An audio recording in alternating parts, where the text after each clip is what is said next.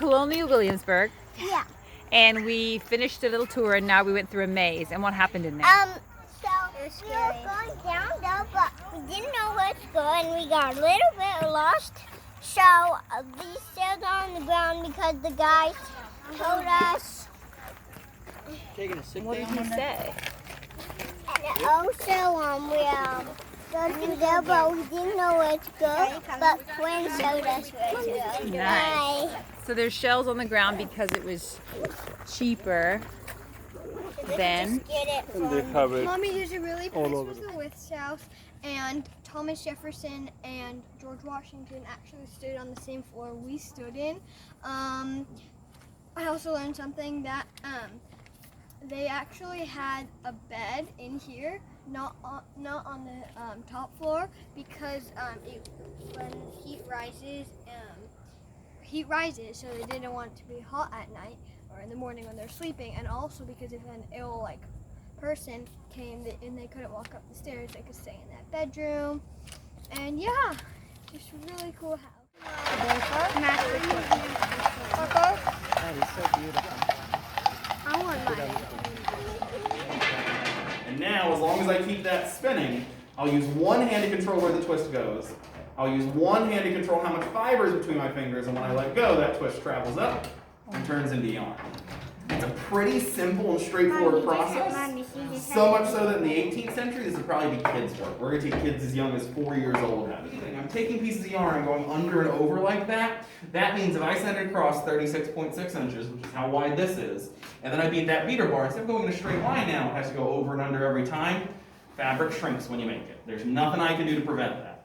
But if you watch this edgemost yarn right here as it comes through that metal reed, as I pull that reed back towards my piece of fabric, see how it's coming in at a really bad angle? If I keep weaving, it's going to keep shrinking, and eventually I'm going to start breaking my edge yarns, and my whole piece of fabric's not going to work real well. So luckily, really, really long time ago, somebody invented this, which is called a temple. One of the reasons I'm over here and you're over there is because it's got all these really sharp metal spikes, and I have all these scars on my knuckles, and we're not going to talk about that too much. Because you're going to take this and you're going to stab it into the edges of your piece of fabric. And after you've stabbed it into the edges, and I push down on this, it stretches my fabric out. My fabric's going to shrink. I got no problem with that. But I want it to shrink after I finish working with it. That means that now I can do a little bit of weaving. So what I'm going to do is I'm going to pick up the shuttle full of yarn that I need to use, and I'm going to press down on these two pedals by my feet. But don't watch my feet. Watch what happens in front of me. When I press down, two harnesses go up, two harnesses go down. That creates this opening in between these two legs. That's called a shed. Because we like really fancy terms, and the opening is not a good enough one, apparently. So you take that shuttle full of yarn, you put it into your shed, you send it across, and you catch it on the other side. If you look really carefully, you can see this nice lazy piece of blue yarn I have right there. I ain't made nothing yet. Last step is grab your beater bar with this metal comb called a reed inside of it, and quite literally push that yarn into place. 100 pounds of gunpowder. Now, how much gunpowder is being stored in this building at one time? Well, during the magazine's height of power during the French and Indian War, in the year 1756, in the month of February alone, we're going to have 61,000 pounds of gunpowder being stored here. So literally just one spark. So these, if you were in trouble or just for a little thing, they would put your head inside the big one and your arms inside the small one, and they would just throw food at you just to humiliate you, and then they'd let you go and you can go on with your day.